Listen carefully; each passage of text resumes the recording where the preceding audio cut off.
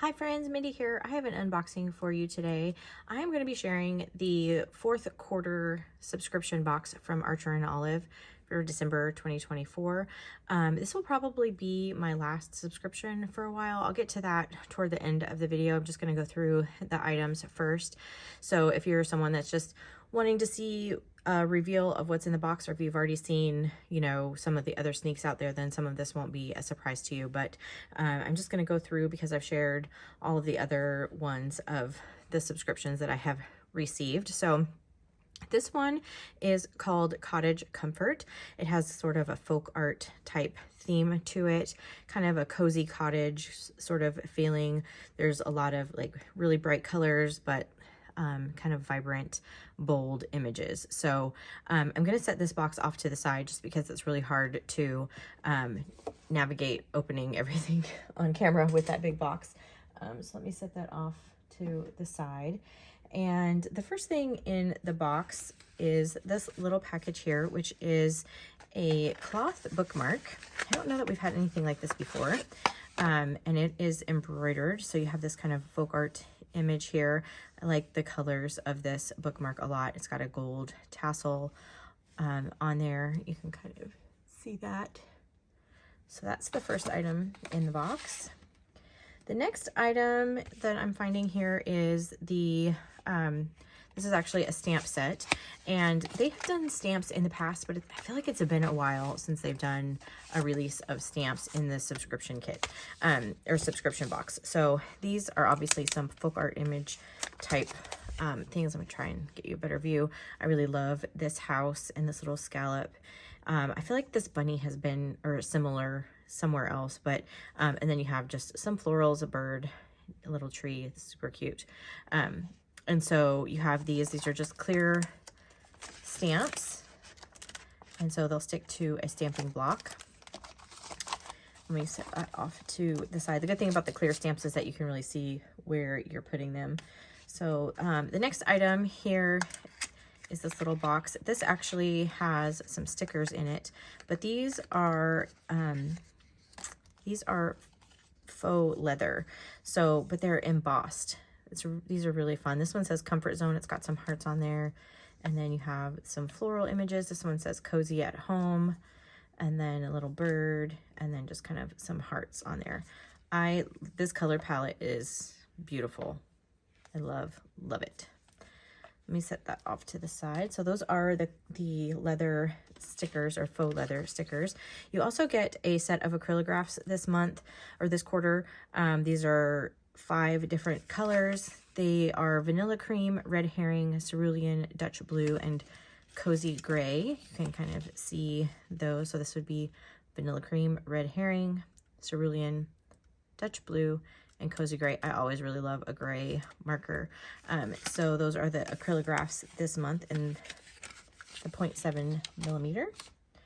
And let's see, this box is the washi tape. Let me see if I can do this without tearing. One of the things I really like about their washi tapes, and I've mentioned this before, is that they do different widths of washi. So you have some wider ones, and then you have some skinnier ones. So you have this kind of navy blue with these brighter colors on here that match the theme, obviously, that you see repeated through the packaging. And then you have this just blue one with a little bit of gray and some navy little hearts on there. And this little one, actually I'm gonna have it upside down, that has the little heart design on there. And then this one I think is actually my favorite, with all the little houses. I think is so cute. I really like the little houses. The next item, let me see here, is actually something I'm pretty sure they've never done before, which is kind of fun. And that is a paper punch. So it comes in a box like that.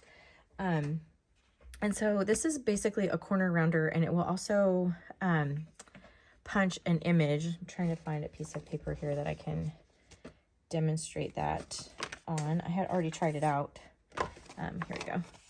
So it will round the corner. Well, it actually does a little scallop on it. So you get a little scallop edge right here on the corner, and then this cute little tulip on there, which I think is so cute. You can kind of see that.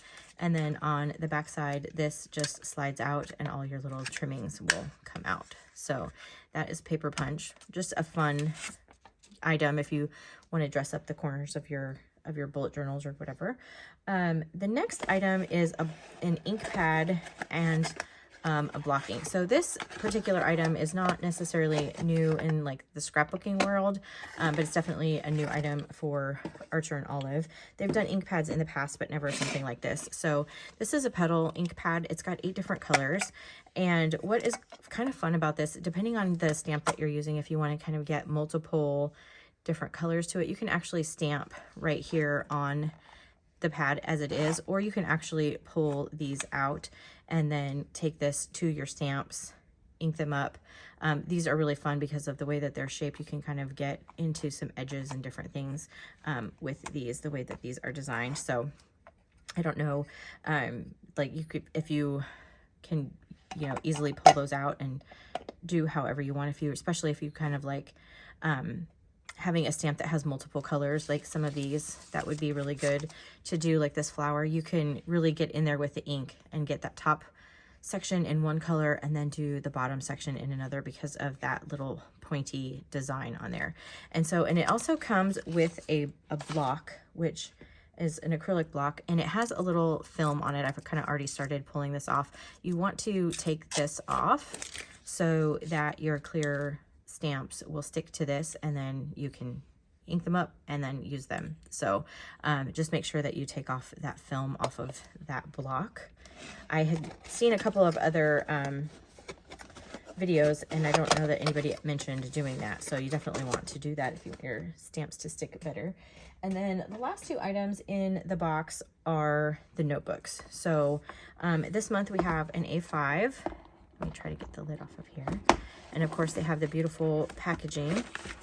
I've already opened these. They also come, you know, wrapped, but this one has this blue fabric. I don't know what this fabric is called. It just slipped my mind. And then this kind of gold, not gold, but metallic embossing on the cover. And this, I'm trying to get a good image here so you can kind of see, and that red and kind of silvery blue. And then on the inside, it's that sort of light silvery blue metallic on there. And of course, this is a white dot grid notebook. And like I said, this is the A5 size. And the other notebook this time is actually an 8x8, which I was very excited about because 8x8 is one of my favorite sizes. I actually use the 8x8 in my current planner, or as my current planner. I have the 8x8 vintage typewriter, and I've used the 8x8 for several years actually, as my main planner. I really love this size. So let me stop yapping and open this. But so this one has that beautiful design that kind of looks like a sweater or a textile. It's got a great feel to it. I'm trying to see if this talks about what kind of fabric this is. It's just a cotton cover, I guess. And then the other one is buckram. So that's the word I cannot remember. This one is buckram. This one is cotton. And again, it's the same white dot grid on the inside. I'll just open this up. And then this one has the gold metallic design, those little cute hearts on the inside. And I really just love actually how this one feels. There's actually a little bit of like glue or something on my little elastic up here. I feel like that's glue. I can't get it off, but that's okay. But anyway, so like I said, I have been getting this subscription box, and I've been getting it since the beginning, since they first started them, with the exception of the very, very first box. I missed that one. And so I have, you know, had these for several years. I have been an Archer and Olive customer for probably 10 years or so. And so as a longtime consumer of their product, I am just going to give my opinion. If you've watched my unboxings before, you know that if I'm going to share exactly how I feel about it. So there are things about this particular box that I really like.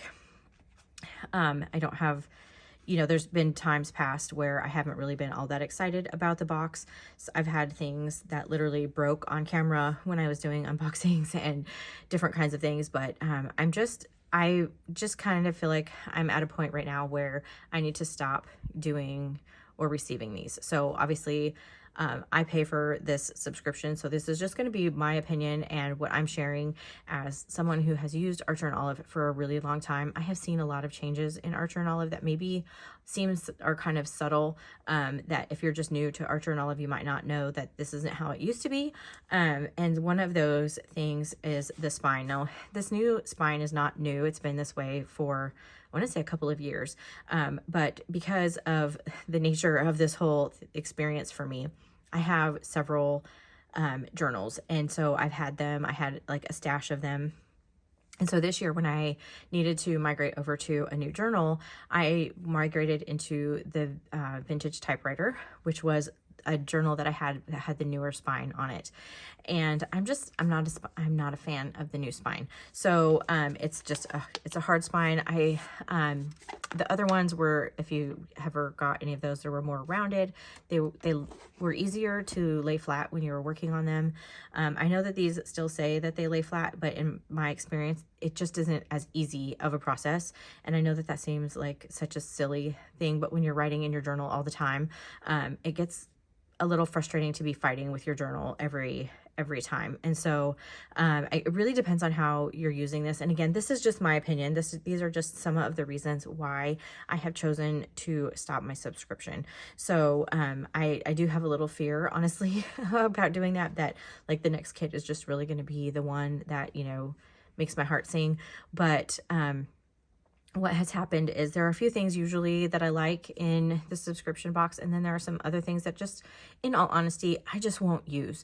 And so sometimes I end up just reselling those or giving them away. I can't tell you how many things I have given to people just because I know that I won't ever use them, and I don't have the capacity to just keep a bunch of things or feel like I need to keep a bunch of things.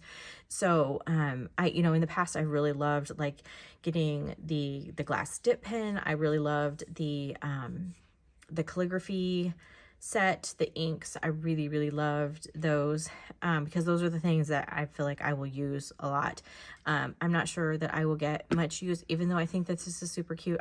I really won't get much use out of it. And so I've seen even in the some of the Facebook groups that I'm on, people are already selling the items from this box. And I've seen this happen every time that there has been a release. Almost immediately people are reselling, and if that's what you want to do on the chance that, you're getting something in this box that works for you, that's great. I just don't have the capacity to do that anymore. And I also want to try and do some other things. So I don't think I will ever stop bullet journaling because, like I said, since I found bullet journaling, I actually found that before I had discovered Archer&Olive. And when I found Archer&Olive, it was one of the only companies at the time where you could get the really thick 160 GSM white dot grade paper. And I loved it. And because you can basically use anything in it, any markers, any inks, any whatever, you're not going to have the bleeding and all of those kinds of things.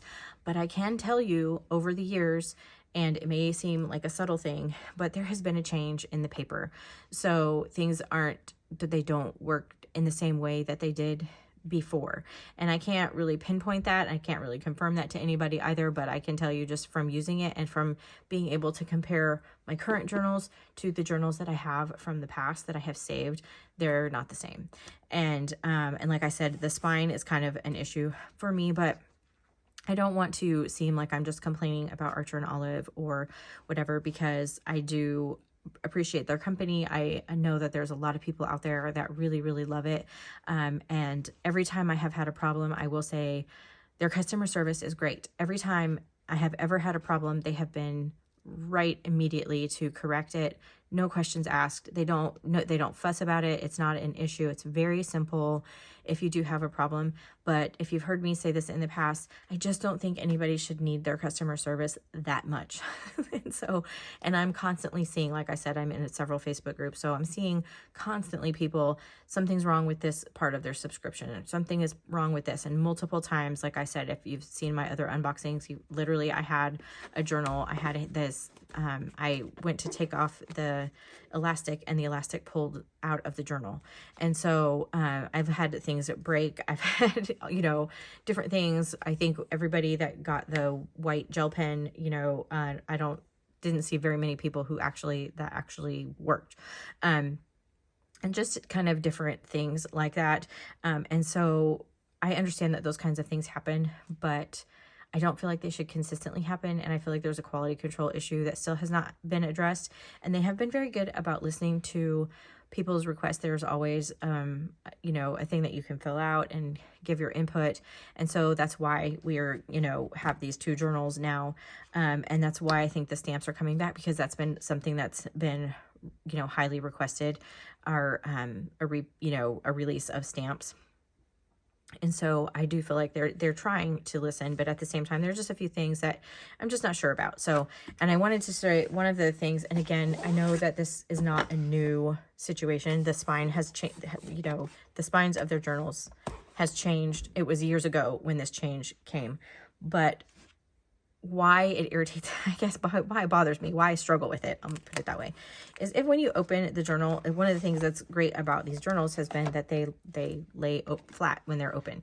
It's part of, you know, how they're sewn. And that has always been a good feature of this journal. And when you're in the middle of it, it kind of works.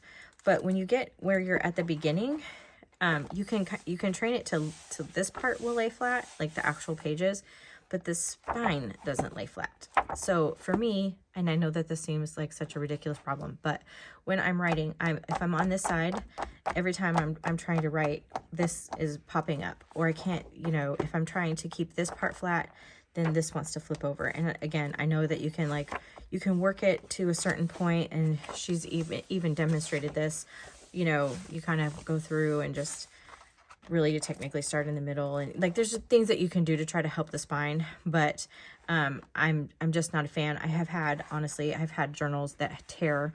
I don't know if you can see this. The only thing keeping this attached is this end paper right here. And so over time, what happens, especially the more you try to do that spine, this starts cracking, and have actually had that happen. And so and again, the customer service was great. They replaced the journal. Still, it's just a problem for me. So I do have also, and the reason why I'm just bringing it up now is because I have had a backlog of journals that I've been trying to get through. Like I said, I use it for my planner primarily. And so one journal, you know, lasts me quite a while, several months. And so I had a backlog that I was working through. And then when I switched into the vintage typewriter this year, I just have been really, really struggling with the new spine. And so that's just, again, a personal opinion.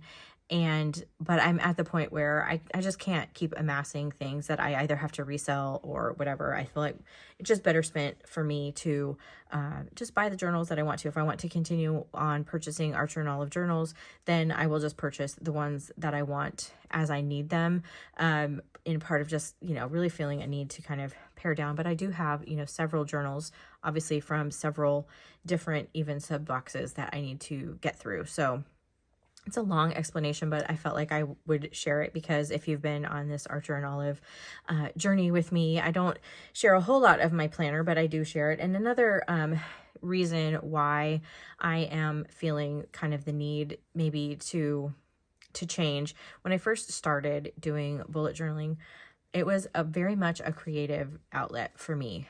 And so I used my bullet journal as a way to have an artistic outlet at a time where I didn't really have time or margin to do anything else.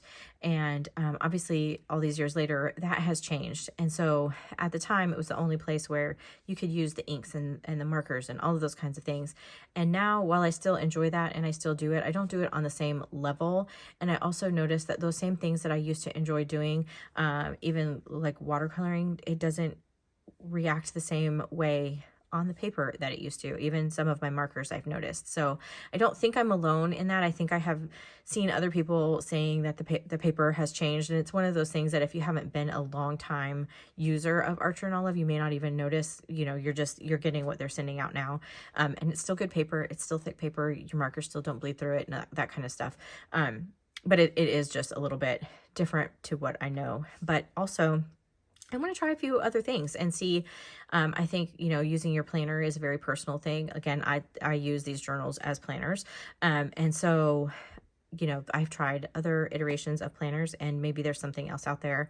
I don't ever see myself really stopping doing bullet journaling because I love the flexibility of it. But anyway, saying all that to say, this will likely be my last subscription for a while. I'm not going to say forever, because if they come out, you know, next quarter with something that I just feel like I absolutely have to have, then I'll make that decision. And I can always resubscribe. But I just wanted to share that because I have shared my other unboxings on here, and just kind of see, what are your thoughts? Have you tried the subscription boxes? Have you seen a difference in the quality over the years, if you're a longtime user like I am? Or do you think I'm just totally off my rocker, which is fine too. But again, this is just my personal opinion for a subscription that I personally pay for. So for me, it's just not really working with my life anymore. And I think that it's okay. And I think that we have to kind of acknowledge that at certain times too, and say, you know what was working is no longer working. And while I like the idea of it, you know, I'm no longer seeing more benefit to it than, you know, negative. So I'm trying to weigh, you know, the pros and cons. And for right now, for me, it's just leaning toward, I just need to cancel my subscription for a while. So if you managed to make it through this video, I really appreciate you sticking around. If you liked it, give it a thumbs up. Subscribe to my channel if you haven't already. And until next time, bye.